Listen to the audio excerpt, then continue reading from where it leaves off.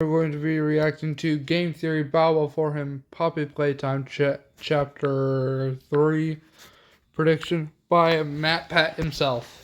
Let's just get straight into this. Purple guy.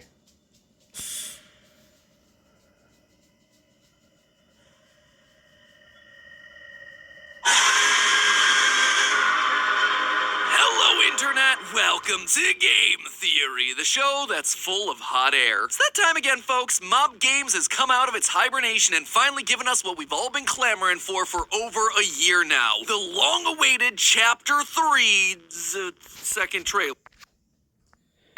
Sorry guys, I just had to check something on my other channel, Nintendo. So yeah, link to that channel will be down below in the description.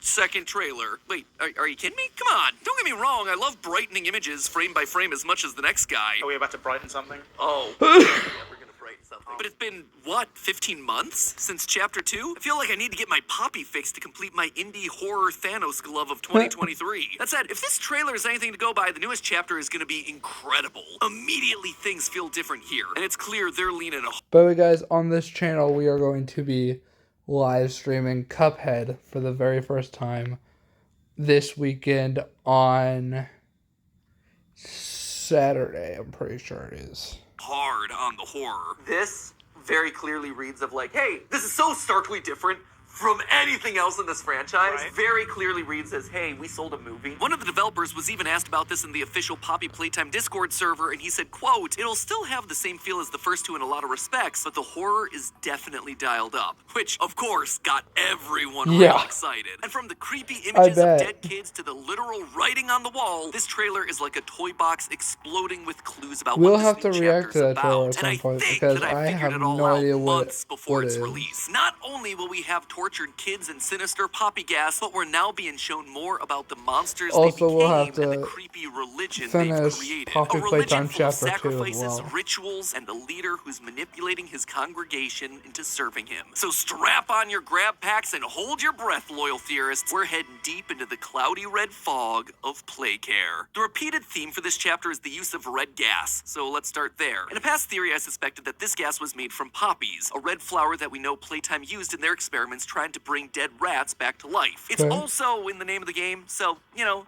not that big of a logical leap. I also pointed out that poppies have been used throughout history as a sleep agent, mainly due to the natural opium that's contained in the plant. And that is exactly what we see in the trailer. On the walls of the Playcare, we find a drawing that shows clouds of red gas with the phrase, "time for bed," written underneath. This is the last thing that the child sees before falling asleep under the influence of the gas. Which then leads us to the question, who's our new monster responsible for delivering it? We see some crude child drawings on the wall of a purple creature with red clouds around him, and text all associated with either sleep or nightmares. This then seems to be our gas monster. Sometimes the purple figure is shaped like a bird, other times it's got super long limbs, and sometimes it's just a purple scribble. This has gotten many people on the internet to think that he's a shapeshifter. I disagree. I suspect that this is just the result of sleepy kids not having a clear vision of what this thing actually is as they pass out. Fortunately for us though, we get to see a bit more of this creature. By pausing the trailer on one of the final frames, brightening the image, and then color balancing it a bit, we see that it's got itself a purple paw with 4 sharp claws. That, coupled with the shape of the nose and eye sockets that we see during the final jump scare, as well as the presence of a muzzle right here, reads to me like an old cartoon cat. Almost like the Cheshire Cat from Alice in Wonderland. Now, that at first might seem weird. This franchise already has itself 2 other cats in the form of Cat Bean and Candy Cat, so why are they triple dipping? Can't they come up with something new? I suspect that it's because a cat that lures kids to their final sleep is actually a common superstitious belief. One phrase that you sometimes hear tossed around is that cats will steal a baby's breath. For centuries, there have been these urban legends circulated about cats sneaking into cradles at night, causing children to suffocate and die. It's unclear where that whole urban legend started, probably the story of just one parent where it happened to them, but it's thought that the smell of the milk on baby's breath, or the crib being a nice warm place to cuddle, or the cat being jealous, some combination of those things get them to climb into bed, lay across the baby, and deprive them of oxygen. There was even a coroner back in 1791 that came to examine a deceased child and actually stated this urban legend was indeed the cause of death, which only gave more support to the superstition. And that, I suspect, is what our Chapter 3 cat monster is doing. After a fun day at the game station under the watchful eye of Mommy Longlegs, this guy would come in to quote-unquote help the children fall asleep, stealing the breath of children by replacing their air with his poppy sleeping gas. Considering that we've been seeing more and more images of gas masks, this is also something that we're likely going to have to use to protect ourselves. Otherwise, we might begin to hallucinate and have to distinguish between what's real and what isn't, just like the kids' drawings on the wall would suggest. So what is this gas cat? Or, I suppose if you're following the conventions of the naming system for this game, it would be Gassy Caddy. Not the most Gassy sinister of Caddy. names. So what is Gassy Caddy It's up real to now? Well, creative. the writing is quite literally on the wall in this trailer. It's been busy carving phrases like, I live to serve our angel of salvation, I rejoice in What? him, wrapped us in garlands on the walls. Garlands, by the way, are wreaths of flowers that are often used for Catholic baptisms, so you might start to see where all this is going. So are these stage lights? They look like candles to me.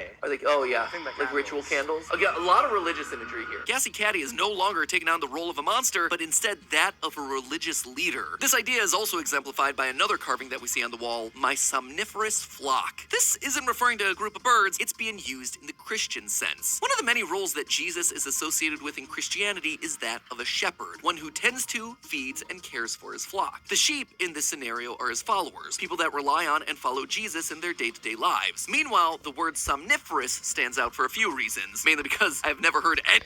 By the way, guys, I would totally live stream watching the FNAF movie. There's only one little problem with that. Copyright. The last time I recorded me watching a TV series or a movie, I got it copyrighted both times, so I'm probably not going to ever again. Anyone ever used that word in a sentence before. Turns out that in the years since this factory closed, Gassy's been studying up for his SATs. Always be learning there, Gassy Caddy, because let me tell you, I am right there with you. I, too, am a nerd for But I will make my review on the movie, don't you worry.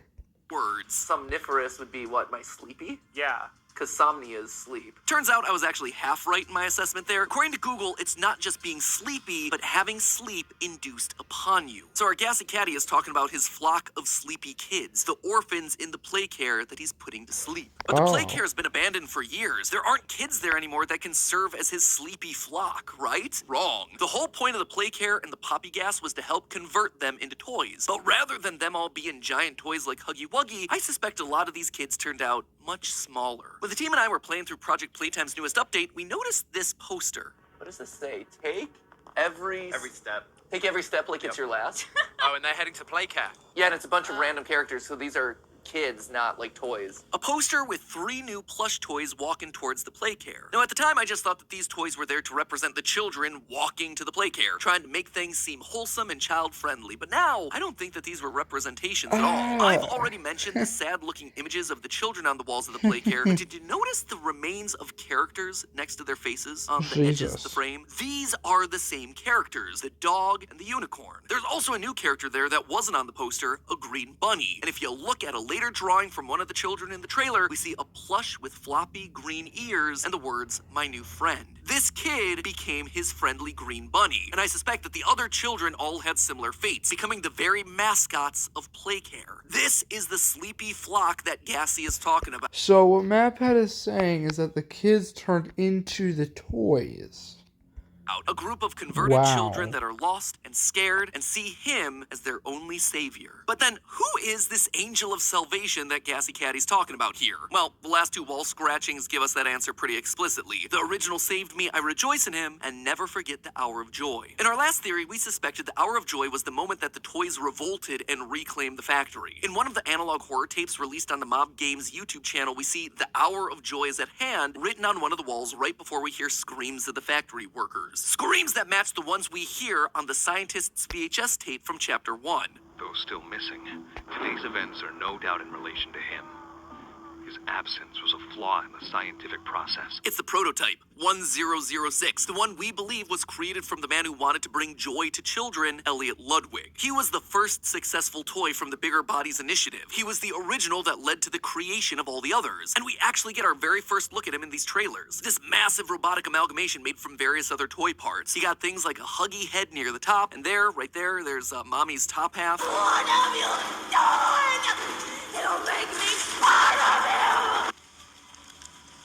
This is what the prototype's working on. This is what Mommy meant by make me a part of him. And my suspicion is that this is what Gassi and his somniferous flock are helping to build. Any cult needs themselves a goal, something that helps the leader to become more powerful. And gathering parts of dead toys, maybe even killing other toys themselves in order to build a monstrous body, yeah, that one seems to fit the bill. And if any of them die along the way, That makes well, then they're sense. just martyrs for the cause. In the opening shot of Huggy's headless body, there's actually a dog plushie similar to the dog that we've seen in the posters, also missing a head. If you die or fall victim in your mission, you don't die in vain, you get the privilege of becoming part of the savior. But did you notice something missing in this 1006 amalgamation? His spindly arm and long thin fingers that we see from the end of chapter 2. That critical missing piece in this silhouette makes me think that this isn't his body, or at least I don't think it's his body yet. Notice how still the silhouette is. Well, that could certainly be there for dramatic effect. I actually think it's because this body is a work in progress. The candles around the Playcare give off a ritualistic vibe, and that, combined with the missing iconic arm, makes me think that maybe 1006 Gassi and his flock are gathering these materials to build him the perfect body, and that they still Wow. need to put his soul into that body. And so chapter 3 is going to be about us stopping it, stopping the somniferous flock from finishing the job, so that maybe finally we can be a hero in this game. Maybe. But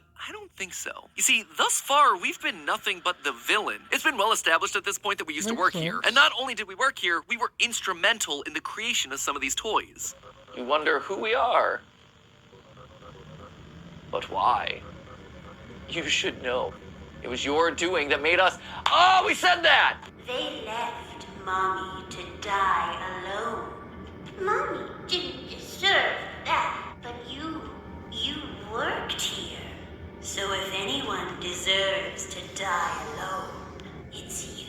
And now, look at what we've done since coming back to the factory. We've killed both Huggy Wuggy and Mommy Longlegs, two toys that were made from kids. It's not a great track record for our player character, right? Yeah, Currently, makes there's a sense. Poppy ARG taking place in the lead up to Chapter 3, and while there isn't enough information yet to fully solve it, there are aspects that have been discovered that shine a light on the children involved in the Playcare scheme. One of the discoveries was this incident report about one of the orphans in Playcare, Marie Payne. Now, if the name Marie Payne sounds familiar, well, it's because we found a transfer request in Chapter 2 about her. In that request, we were told that she was the child that would go on to become Mommy Longlegs. Now, why do I bring that up? Well, if you remember, Mommy was fine with the orphans because she never wanted them to feel alone like she did. She was protective of the kids. No, the only people that Mommy Longlegs lashed out at were the staff, the people who tortured her and transformed her into a giant neon pink toy. She knew what they were going to be doing to these kids because it had all been done to her first. She was trying to be a protector, a comfort. We also know that she doesn't trust the prototype or any of his religious Oh, rhetoric. that makes sense why she's so aggressive.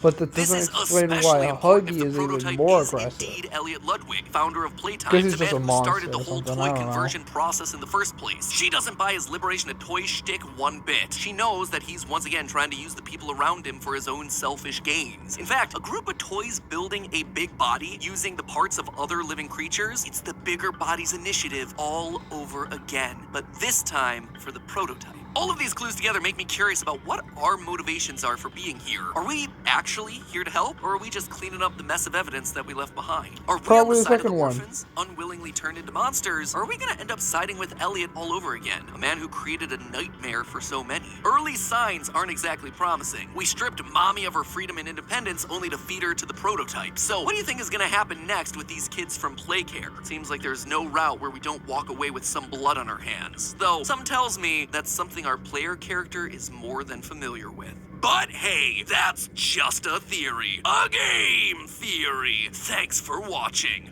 If you're enjoying theories about brightly colored mascots, I highly recommend you check out our coverage of Welcome Home. If you like Poppy, you are gonna love.